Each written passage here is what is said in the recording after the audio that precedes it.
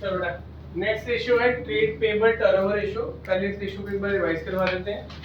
हम लोग अपने जो पेमेंट्स करनी है हमने क्रेडिटर्स को, गुड्स को, जो हम सामान खरीदते हैं, जब क्रेडिट पे सामान खरीदते हैं उसको कहा जाता है क्रेडिट परचेजेस। क्या कहा जाता है? तो इसके फॉर्मूले में आएगा net credit purchases divided by average trade pebbles. Why trade payables? Because जिनको तो हमने सामान दिया वो कन्वर्ट हो जाते हैं क्रेडिटर्स में, but out of those creditors some of the people gives us the promise to pay, उसको कहा जाता है बिल पेबल। क्या कहा जाता है? Bill payable. So trade payable is equal to creditors plus bill payable. ठीक है। अब now what is the formula for average trade pebbles?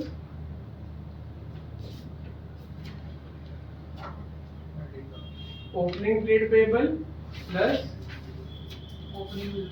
Closing trade payable divided by 2। तो जब ओपनिंग है क्लोजिंग निकालने तो अगर अकेले क्रेडिटर्स दिए तो वही आएंगे, अगर बिल पेबल पे दिया तो साथ में प्लस कर दिया जाएगा। ठीक है। फिर एक आता है पेमेंट पीरियड। जैसे कलेक्शन पीरियड था वैसे क्या आएगा? Payment period. Number of days, अगर डेज में आंसर निकाला जाएगा, नंबर ऑफ मंथ्स अगर मंथ्स में निकाला जाएगा। जहां क्वेश्चन में लिखा है अज्यूम नंबर ऑफ डेज है 360 तो वो 360 ले लिया जाएगा। ठीक है। Divided by trade payable turnover ratio. Clear है सबको ये फॉर्मूला? इसके क्वेश्चंस है हमारे पास। क्वेश्चन नंबर 111 111 से, that is on page number 3.117 111 से 115 तक। ठीक है। तो इसमें से 2-3 क्वेश्चन हम अभी करते हैं। हां जी, क्वेश्चन नंबर 111 हुआ सॉल्व कि नहीं? ठीक है। 112 करते हैं पहले हम। ठीक है। देखो क्या डाउट है? हो गया वही। क्वेश्चन नंबर 112 सब राशि लिख कर बेटा। Calculate trade payable turnover ratio from the following information. Opening creditors rupees 1,35,000. Okay. Opening bills payable 10,000. तो 125 प्लस 10 कितना हो गया? 35. 135 ओपनिंग हो गई हमारे पास। उसके बाद Closing creditors 90,000. 90,000 Closing bills payable 5,000. तो इट बिकम्स 95,000। तो पहले आप ओपनिंग और क्लोजिंग निकाल के उसका एवरेज निकालो। मैंने उसके नीचे लिखा ताकि समझ आ जाए। It becomes 1,15,000. 230 है। 230 by 2 it becomes 1,15,000। आगे बेटा Purchases 9,50,000. टोटल परचेजेस दिए, परचेजेस दिए। Total purchases here. इसके बाद cash purchases 1 lakh. टोटल कितनी थी? 9,50,000. कैश कितनी है? 1 lakh. और purchases return 45,000. 8,05,000. कितनी है परचेज रिटर्न? 45,000. चलो क्रेडिट परचेजेस निकालेंगे। Total minus cash minus return. 80. तो 850 माइनस 45 8 लाख 5,000। तो सिंपल उस फॉर्मूला में पुट कर देते हैं। Trade payable turnover ratio is equal to 8,05,000 divided by 115। 100 into 7, ठीक है, 7 times 15 into 7। चलो क्वेश्चन 114 निकालो। पेज में 1 to 37 के लिए छोड़ देना, उसके बाद पेज फिर में 113 करवा दो. 113. पता पता मुझे। ये उसके केसेस आए थे 116 मैंने करवाए थे ना, वो एक इवन का सीक्वेंस चलने दो, तो डाउट होगा हम उसके बाद लेंगे। सीक्वेंस छूट जाएगा। आज मैंने लड़की क्वेश्चन देखा, जैसे चलवा 114 करते हैं। ठीक है। पेज में क्लोजिंग बिल पेबल का कर दिया हमने। क्लोजिंग बिल पेबल को ऐड किया। क्लोजिंग में कितना था? ऐड कर दिया ना। 90 + 5 95 तभी बना। ठीक है। 95,000 कैसे बना? क्रेडिटर प्लस बिल पेबल को प्लस कर दिया। ठीक है। अच्छा,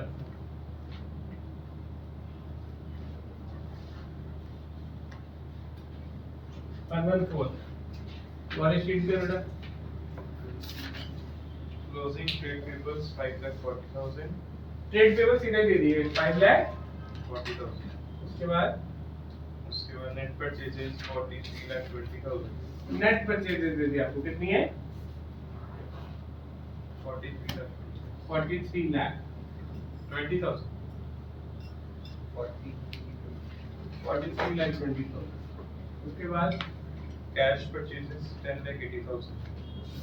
क्रेडिट निकल आएंगी, that will be net minus cash, कितना आ जाएगा? 32 lakh thousand. उसके बाद नेक्स्ट प्रोडक्ट Calculate. नाउ अगर ओपनिंग ट्रेड पेपर्स निकल सकते हैं तो हम निकालेंगे. If opening is not given then closing are considered as average. अगर तो ओपनिंग दिया होता है या कोई इंफॉर्मेशन होती है जिससे ओपनिंग निकाल सकते हैं, वो यहाँ पॉसिबल नहीं है. तो एवरेज ही कौन से बन गए? सीधा क्लोजिंग वाले बन गए. तो 32,40,000 डिवाइडेड बाय 5,40,000. 540 into 5. 6 times आ रहा देखो. 6 times. This was trade payable turnover ratio. Odd वाले क्वेश्चन आप लोग खुद होमवर्क करोगे, ठीक है? चलो बेटा, next ratio is working capital turnover ratio. ये रेशियो बेसिकली ये चेक करती है हमारी सेल्स की फिगर्स और हमारा वर्किंग कैपिटल में जो पैसा लगा है वो आपस में कितना टर्न अराउंड हो रहा है. ठीक है, तो लिखो पहले तो फॉर्मूला लिखो. Working capital turnover ratio is equal to RFO divided by working capital, and the formula for working capital is current assets minus current liabilities. आगे लिखो एक लाइन में इसकी theory. This ratio shows the number of times. लिख लो बेटा, theory नीचे ना पकड़. This ratio shows the number of times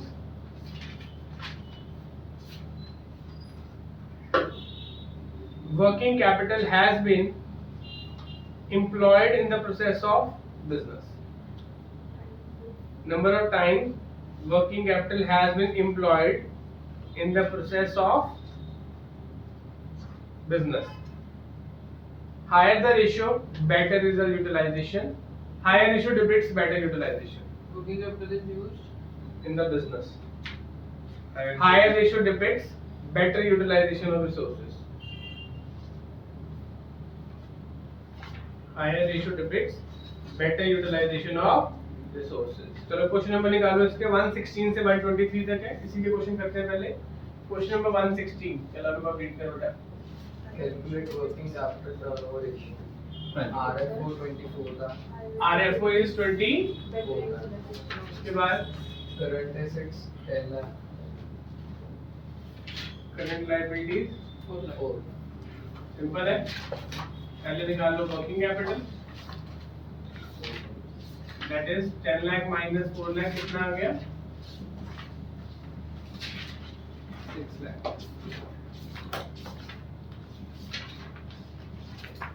ठीक है, तो working capital turnover ratio is equal to 24 lakh divided by 6.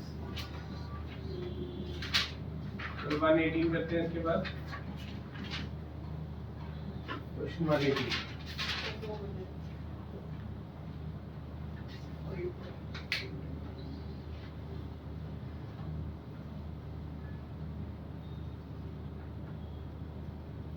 Ayush, read the question. Revenue from operations, cash sales rupees 5 lakh. Cash 5 lakh. Credit sales rupees 6 lakh. तो total RFO कितना हो जाएगा? 11 lakh. Return तो नहीं दी देखो. DS sales return 1 lakh. तो net RFO is equal to cash plus credit 11 minus 1.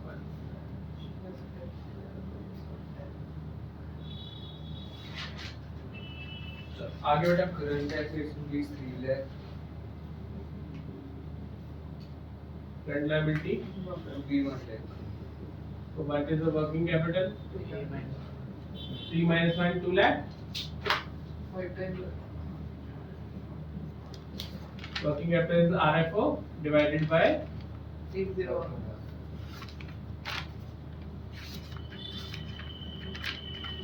5 lakh.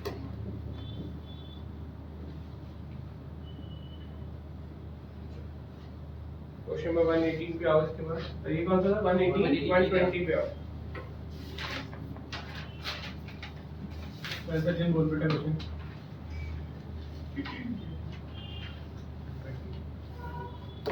GP at 25% on cost. GP is 25% on Cost. तो cost पे 25% का मतलब कितना हुआ? 1/4. फॉरेन कॉस्ट, तो सेल्स पे कितना होगा? 1/5. चल आगे बेटा। GP rupees 5 lakh, equity share capital GP दी हुई है क्वेश्चन में? cost नहीं नहीं आप देखो यहाँ से जीपी की वैल्यू भी दे दी कितनी है रुपीस? 5 lakh. तो जीपी से हम सेल्स निकालेंगे, क्या निकालेंगे? GP is equal to 1/5 of sales, 1/5 of RFO, तो 5 lakh is equal to 1/5 of RFO, तो आरएफओ कितना आ गया? 25 लाख। उसके बाद Equity share capital 10 lakh, reserve and surplus 2 lakh, ये दोनों किसका पार्ट होते हैं? shareholder. शेयर होल्डर फंड के पार्ट। इसको हम दोनों को कंबाइन करके इक्विटी कहते हैं। बैलेंस शीट को एक रोज एक एक हेड को देख लिया करो, ठीक है? उसके बाद Long term loan 3 lakh, fixed asset net 10 lakh, ठीक है, calculate working capital fix asset कितने हैं? 10 lakh net value. अब इन दोनों तीनों इंफॉर्मेशन को यूज करके हमें निकालनी है वर्किंग कैपिटल। क्या निकालनी है? Current asset current liability. कैसे निकलेगा इसको देखते हैं। अब अगर एक बैलेंस शीट को एक बार रिकॉल करो, बैलेंस शीट की साइड्स क्या होती हैं? Share holder fund, non current liability, current liability. ऐसे साइड पे क्या होता है? नॉन करंट एसेट्स प्लस, ये दोनों आपस में बराबर होती हैं, इसको इक्वेशन में पुट कर दो।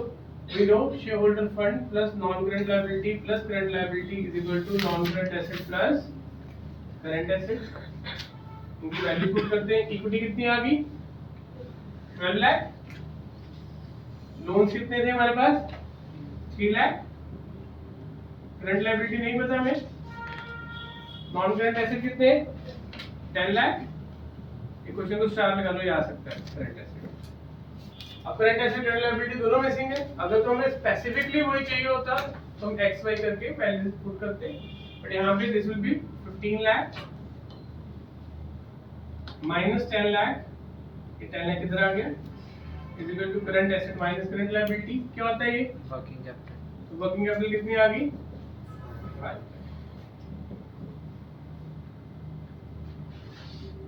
ठीक है।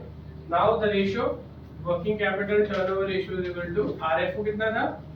25 lakh and working capital is 5 lakh, comes out to be 5 lakh. चलो नोट लग आया समझ? श्री 1/5 की पूरा सेल्स का होता है. बेटा अगर कॉस्ट में 1/4 होता है, लेट्स से 25% ऑन कॉस्ट है, ठीक है? तो अगर 100 की चीज हमको 25 रुपए प्रॉफिट में बेचते हैं तो कितने की बेच रहे हैं? 125. तो profit upon cost, profit upon sales करेंगे तो 125 हो जाएगा। तो 1/4 on cost is equal to 1/5 on sales. Sir हम into 4 करते तो क्या निकलता? into 4 क्यों करते हैं? Why into 4?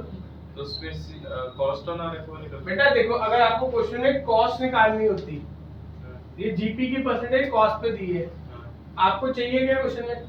अगर into 4 करेगा तो कॉस्ट ऑफ आरएफओ आ जाएगा, वो 20 लाख आ जाएगा, फिर तो 5 लाख प्लस करके 25 लाख कर ले। ठीक हो गया नोट? क्वेश्चन 122 करना है इसके बाद।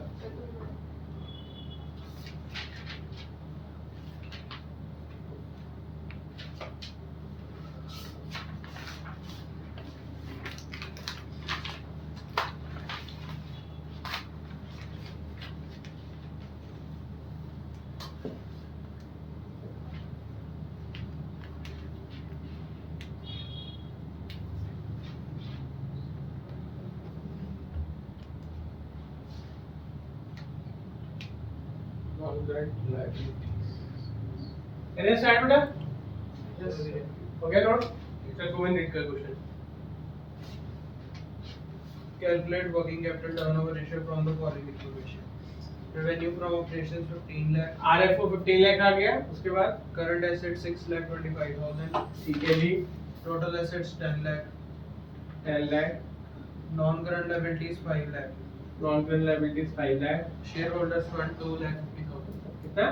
2,50,000. चलो ठीक है जी। अब दोबारा से यही वाला लॉजिक लगाते हैं, इसी इक्वेशंस को यूज करते हैं, ठीक है ना? यूजिंग द सेम इक्वेशंस, ठीक है?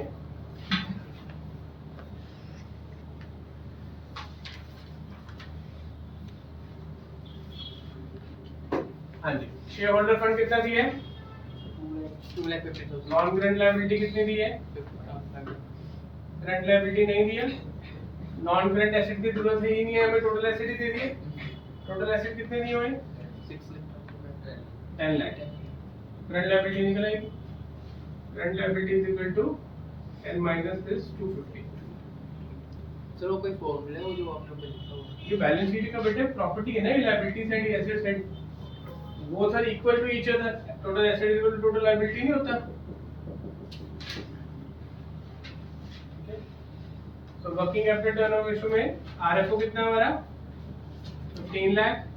What is working capital? That is current assets, that is 6,25,000 minus current liability, that is 2,53,000। कितना आ गया?